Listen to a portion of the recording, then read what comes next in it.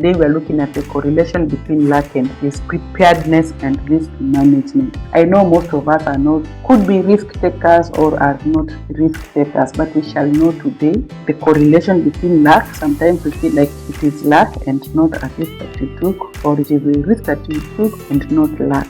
I have three objectives: luck, risk, and risk.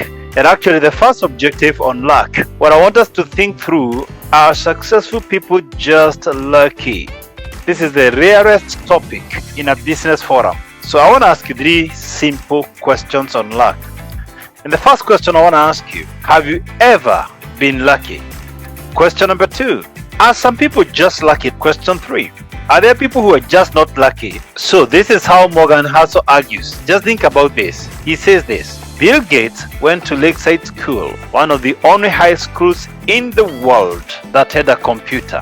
Okay, I want us to think critically what Morgan is saying. Bill Gates, for over 15 years in a row, he was the richest man in the world. And you all know, he cleared high school in 1973 and immediately joined Harvard. 2 years later, he dropped out. And in 1975, together with Allen, he co-founded Microsoft, and the rest is history. But here's the thing: the reality is, in the 70s we had extremely few computers in the world. Extremely few. I never ever touched a computer when I was in high school. Of course, that goes without saying, not even in primary school. I touched the computer for the first time when I was in the university. Now this guy Bill Gates touched it. So what Morgan is saying, as much as Bill Gates became a billionaire, there is one advantage he had over many people. He was exposed to technology very early in his life, long before he went to Harvard. And then he went to the most renowned university in the world, Harvard. So he's saying there's a luck element, because suppose Bill Gates was in Samburu Secondary School. Suppose Bill Gates was in Wajir Secondary School. Suppose Bill Gates was in Nyamira Secondary School. Suppose Bill Gates was in Kiagoma Secondary School, anywhere in Africa, in sub-Saharan Africa, maybe he could not have become the billionaire he became. So there is a certain factor about where he was born, and his parents, who are medical doctors, exposed him very early. So there is a child in Turkana, there is a child in Zambia, in Malawi, who did not have the opportunity Bill Gates had. Yes, Bill Gates is bright, he's intelligent, he has business prowess, and we can't ignore that. But there's another factor about where he was born and what he was exposed to that cannot be ignored. That's what Morgan Housel is saying. But luck cannot be the only thing explaining it, because since I touched the computer in 1997, I have not coded anything. I have not come up with an app personally. To this day, I have not come up with my own MS Office. So we can't just say it's luck. Here's the thing about luck. You don't know if it's good or bad until you have some perspective, Robert Shiller says.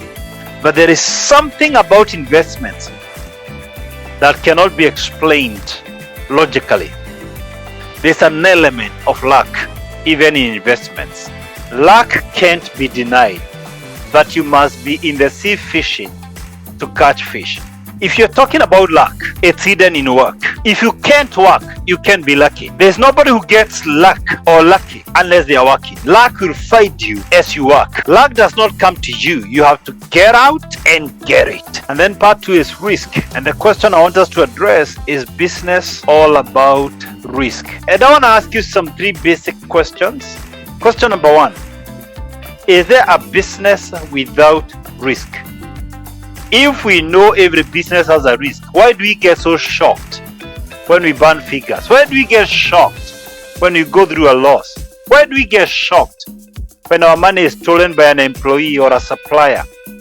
A supplier sells to you substandard goods or services. Why do we get shocked when we are affected by political violence or robbers? A lot of businesses die because of the risk factor. It means we simply don't prepare for risks. Question number 2. Do you have a friend who takes big risks? Is there somebody close to you?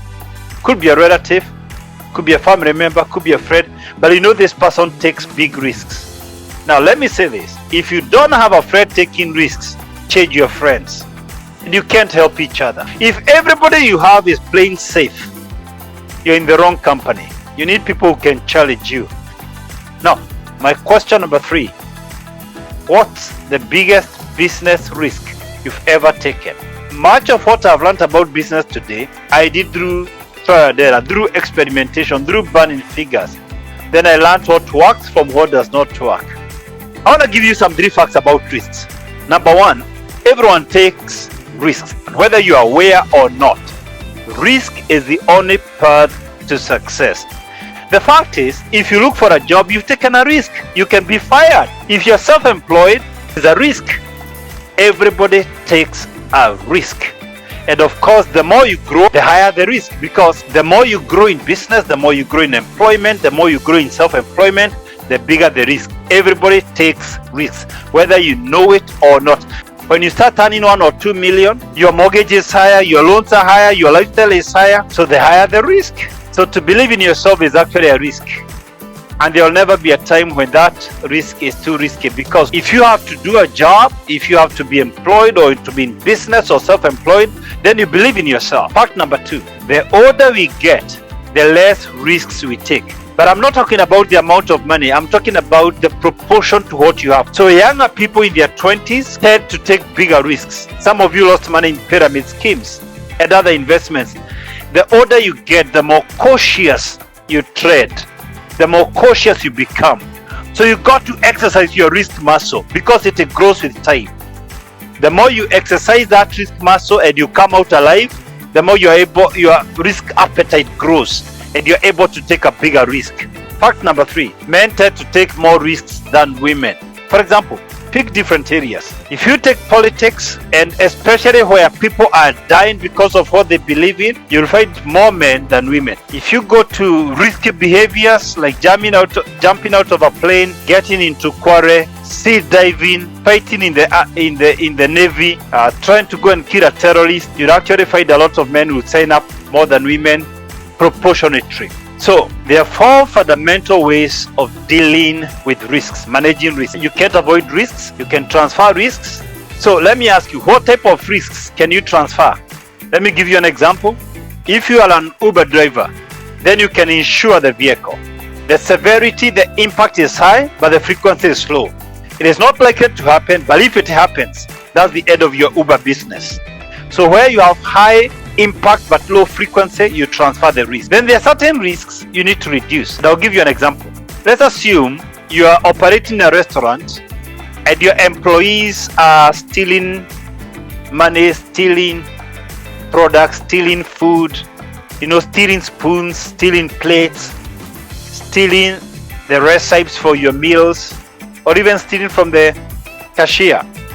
That's a risk you need to reduce. How? By putting up a business system.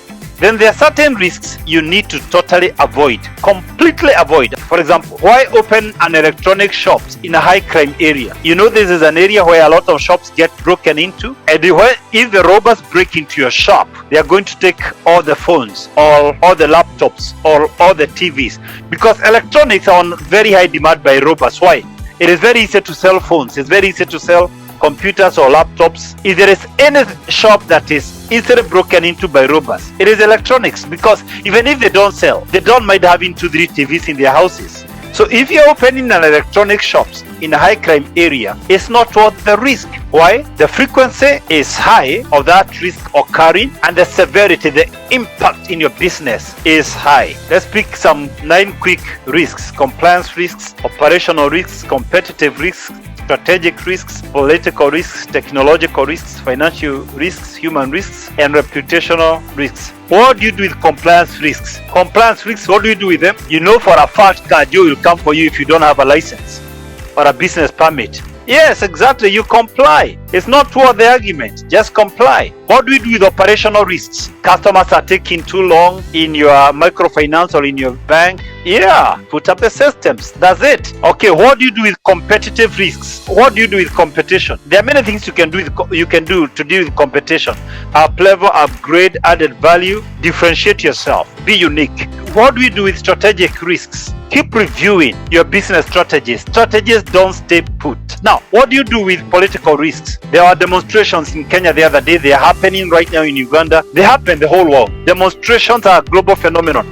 Political demonstrations are a global phenomenon. What do you do? So you have to monitor politics. Ensure your business, but you must monitor politics. You cannot claim to be an entrepreneur and you don't understand the political climate. You must monitor what's going on. What do we do with technological risks? Move up with speed. With technology, technology keeps changing. You don't want to be rendered irrelevant. What do we do with financial risks? Especially the challenge of cash flow. You're looking for more supplies you can't afford. You want to expand, you can't afford. You want to pay employees, you don't have the cash. Even your own operations. Work with KCB. Learn to work with financial institutions.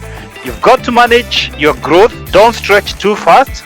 But at the same time, you need to work with a reliable bank. Human risks are many and complex. It could be theft by employees. It could be lack of employees. It could be lack of performance. There are so many things. And we can't manage to exhaust human risks. But let me suggest this. Hire professionally and then learn to motivate your employees to minimize human risks when they are motivated. There are people who can't steal from you simply because they feel like they are part of the business. They are inspired. If you inspire your employees, you respect them, you honor them, you minimize the risks, the human risks. And then reputational risk. This is the worst risk in business.